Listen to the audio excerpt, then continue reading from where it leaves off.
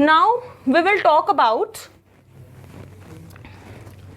Must and we will talk about ought to, which is very very important. Okay, so must का use हम तब करते हैं whenever we have to like strongly give an advice to someone. मतलब must का use तब होता है जब वो advice मतलब हम किसी को देते हैं that is very very important. Like suppose if you are not well, ठीक है, if you are not well, so someone is obviously going to force you that you must see a doctor. ठीक है, you must visit a doctor. चलो, you must visit a doctor means I am giving that person a strong advice that no, you are not well, so you must visit a doctor. या फिर जब कभी teacher आपको बहुत ज़्यादा scold करती है, like suppose if class is going on, you are continuously shouting, तो teachers forces you to keep quiet, right? So teacher क्या बोलेगी? You must keep quiet. Right, so someone when gives you an advice like which very forcefully, then we use must. And ought to का भी मतलब यही होता है when we advise someone, but ought to is like more of a duty. Ought to is more like a duty towards, like suppose if I can say you ought to keep your country clean, means this is your duty that you have to do this is your moral duty to do this. And तो मतलब ought to and must का generally जो usage होता है वो बहुत same होता है. हमको लगता है कि यहाँ पर जैसे अब यहाँ पर कोई होगा तो you must keep your country clean, कोई ये भी फिल कर सकता है, which is not wrong, but must is generally when you forcefully give an advice to someone, and ought to here becomes like more like a duty. जैसे we can say you ought to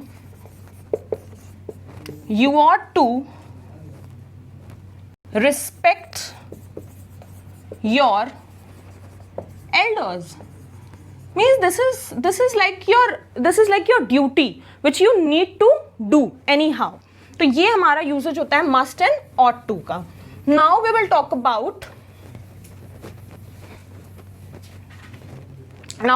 about will and would.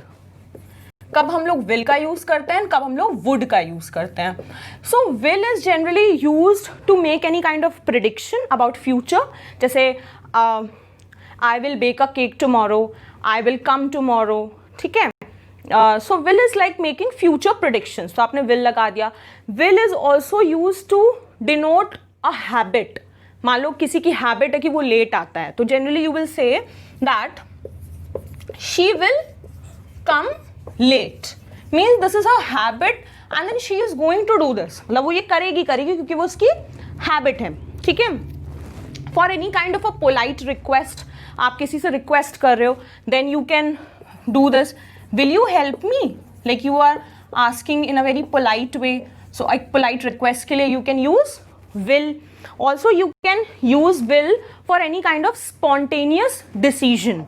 Spontaneous decision का मतलब जैसे किसी ने आपसे कुछ पूछा, ठीक है, और आपने उसको तुरंत रिप्लाई बैक किया, स्पॉन्टेनियस क्विक. तो किसी क्विक डिसीजन के लिए आप भी विल का यूज कर सकते हो. लाइक जैसे किसी ने आपसे पूछा will you carry my bag, तो what you will say, yes I will carry your bag. तो I will carry your bag, ठीक है, लाइक दिस. फिर हम आते हैं वुड के यूजेज पे कि वुड हम कहाँ यूज करते हैं. वुड का भी हम यूज तब करते हैं जब हमें कोई पोलाइट रिक्वेस्ट करनी होती है. Like would you help me carry the bag, then you can use this. या फिर आप यूज कर सकते हो किसी पास्ट हैबिट के लिए, जैसे किसी की कोई हैबिट रही हो बट वो पास्ट में, जैसे विल जनरली हम यूज करते हैं इन सब चीज़ों के लिए. तो विल का ही जो पास्ट होता है वो वुड होता है. तो जैसे मान लो हम कोई प्रोडिक्शन कर रहे हैं, जैसे आई विल हेल्प यू, या I will bake a cake tomorrow, या I will go with you tomorrow. तो ये तो हमारी चलो कल की प्रोडिक्शन हो गई. But sometimes when we take that prediction as an past, तो then we use would. Will का ही तो पास्ट वुड हो गया. तो जैसे we could say like I would have helped you if you were there, I would have helped you, मतलब वो समय निकल गया बट अगर तुम होते तो I would have helped you, ठीक है. So for some past denotations we use would. Now last one is shall and should. Last is your shall and should. So shall is generally used when we have to offer something to someone. जैसे अगर हम किसी को कुछ offer कर रहे हैं तो हम यूज करते हैं. जैसे अगर हमने बोला shall I help you? Shall I help you carry the bag? Shall I help you carry the bag? Like we are simply giving an offer, तो हम इसको यूज करते हैं. देन अगर हम शुड की बात करें तो should is used for some kind of a general advice. अगर मैं आपको कोई एडवाइस दे रही हूँ बट वो एडवाइस आपके ऊपर है कि आपको लेनी है वो एडवाइस कि नहीं लेनी. जैसे मस्ट है तो मस्ट में हम कोई एडवाइस देते हैं और बहुत फोर्सफुली उस एडवाइस को देते हैं. You must switch off the lights and fans when you come out of the room, या you must obey your elders, you must keep quiet in the class. तो मतलब मस्ट हम तब यूज करते हैं, मस्ट में भी हम एडवाइस ही देते हैं बट हम बहुत एक स्ट्रॉन्ग एडवाइस देते हैं कि आपको करना ही करना है, it is compulsory to do this. But जो ये शुड होता है इसमें जो हम एडवाइस देते हैं ये आपके ऊपर है कि आपको वो एडवाइस लेनी है कि नहीं लेनी है. तो शुड का यूज जैसे यू शुड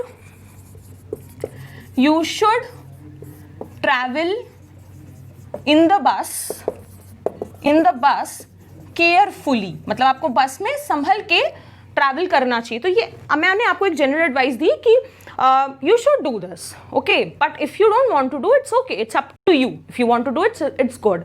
और जैसे कभी कभी कुछ सेंटेंसेस में होता है जैसे हैड टू, हैव टू.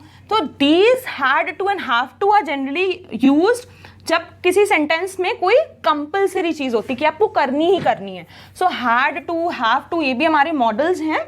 तो they denote generally something which is a compulsory work to do. Compulsory जब होता है कभी बहुत ज्यादा तब हम इसका यूज करते हैं. So I hope children that modals is clear to you. Fine.